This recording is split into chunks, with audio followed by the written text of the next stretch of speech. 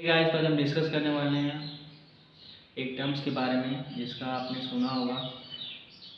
एक हमारा volt and दूसरा हमारा करंट।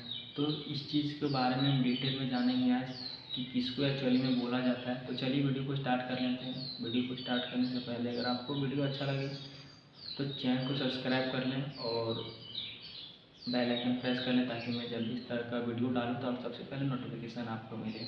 चलिए वीडियो को स्टार्ट करते हैं। सबसे पहले हम बात करते हैं वोल्टेज के बारे में। तो वोल्टेज हमारा एक पोटेंशियल डिफरेंस होता है दो पॉइंट्स के बीच में। दो पॉइंट्स इसलिए क्योंकि जो मैं सप्लाई में हम प्रोवाइड करते हैं किसी भी इक्विपमेंट को, वो दो पॉइंट्स के बीच में ही होता है। यानी कि मैं एग्जांपल के थ्रू बात करूं तो हमारा मान लीजिए एक बैटरी है, तो बैटरी में एक पॉजिटिव पॉइंट होता है, एक हमारा नेगेटिव पॉइंट होता है। तो दो पॉइंट हो गया, उससे ज़्यादा तो पॉइंट है नहीं उसमें।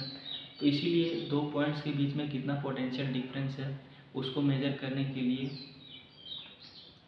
एक इंस्ट्रूमेंट का यूज़ किया जाता है जिसको बोला जाता है वोल्टमीटर। और ये वोल्टेज का ऐसा यूनिट होता है वोल्ट। तो वोल्टमीटर का यूज करके आपको पता चल जाएगा कि उस बैटरी के अंदर जो हमारा दो पॉइंट्स के बीच में वो कितना पोटेंशियल डिफरेंस है। और अगर आपको मेजर नहीं करना है तो आप बैटरी में देख सकते हैं कि दो पॉइंट्स के बीच में जो हमारा पोटेंशियल डिफरेंस है वो वोल्टेज वो कितना है। तो अगर जनरली मैं बात करूं तो 12 वोल्ट का अगर बैटरी है तो एक पॉजिटिव पॉइंट है, एक नेगेटिव पॉइंट है। तो इलेक्ट्रिसिटी का एक बिहेवियर होता है कि हमारा जो हायर पोटेंशियल से वो लोअर पोटेंशियल की ओर फ्लो करता है। इसीलिए हमारा जो है पोटेंशियल डिफरेंस ज़रूरी होता है किसी भी इक्विपमेंट को रन करने के लिए। तो मैंने बात किया कि क्यों ज़रूरी होता है और क्या होता है इसके बारे में। और एक एग्जांपल के थ्रू मैं बात करूं, हमारे घरों में जो हमारा सिंगल फेज सप्लाई आता है, एक न्यूट्रल होता है, एक हमारा फेज होता है। तो आसानी से आप अगर फेज और न्यूट्रल को चेक करना चाहेंगे तो आप एक टेस्टर के थ्रू कर सकते हैं। एक टेस्टर लें और दोनों तारों में आप देखें ट्राई करके कि टेस्टर लगा के किस में आपका टेस्टर ग्लो कर रहा है। अगर जिसमें आपका टेस्टर ग्लो कर रहा है वो हमारा फेज होता है, और जो हमारा न्यूट्रल होता है उसमें हमारा टेस्टर ग्लो नहीं करता है।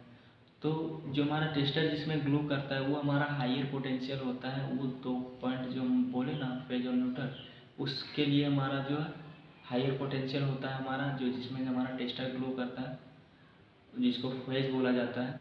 एक और एग्जांपल के थ्रू मैं बात करूँ तो हमारा एक फेज होता है, एक न्यूट्रल होता है। जनरल जो घर में 220 सप्लाई आता है उसके अंदर। तो अगर आपको चेक करना है कि कौन सा फेज है कौन सा न्यूट्रल है तो एक आप टेस्टर लें सिंपली, और वो दोनों तारों में टच करके देखें कि टेस्टर हमारा कौन सा तार में ग्लो हो रहा है। जिस तार में आपका टेस्टर ग्लो करेगा वो हमारा फेज होगा, और जिस तार में हमारा टेस्टर ग्लो नहीं करेगा वो हमारा न्यूट्रल होगा। बहुत सारे लोगों को पता भी होगा, तब पर मैं बता दूं यहाँ पे, जो हमारा जिस तार में हमारा टेस्टर ग्लो करता है वो हमारा फेज होता है ना। तो फेज हमारा वो हायर पोटेंशियल होता है, और जो हमारा न्यूट्रल होता है वो हमारा लोअर पोटेंशियल होता है। तो अगर हायर पोटेंशियल और लोअर पोटेंशियल दोनों मौजूद है तो ही आपका बल्ब, पंखा या कोई भी इंस्ट्रूमेंट ले लीजिए वो वर्क करेगा। अगर दोनों अगर अवेलेबल नहीं होगा तब तक वहाँ पर पोटेंशियल डिफरेंस क्रिएट नहीं होगा। पोटेंशियल डिफरेंस क्रिएट नहीं होगा तो हमारा इलेक्ट्रिक करंट फ्लो नहीं होगा, और इलेक्ट्रिक करंट फ्लो नहीं होगा जब तक तब तक हमारा कोई भी इक्विपमेंट काम नहीं करेगा। तो आशा करते हैं कि वोल्टेज के बारे में आपको क्लियर हो गया होगा किस चीज़ को बोला जाता है। और दूसरी बात मैं बात करता हूँ करंट के बारे में। तो करंट हमारा इलेक्ट्रॉन्स के फ्लो को ही बोला जाता है करंट। कितना अमाउंट में करंट फ्लो हो रहा है उस तार के अंदर या उस सर्किट के अंदर, उसको मेजर करने का काम जो हमारा एम्पियर मीटर करता है।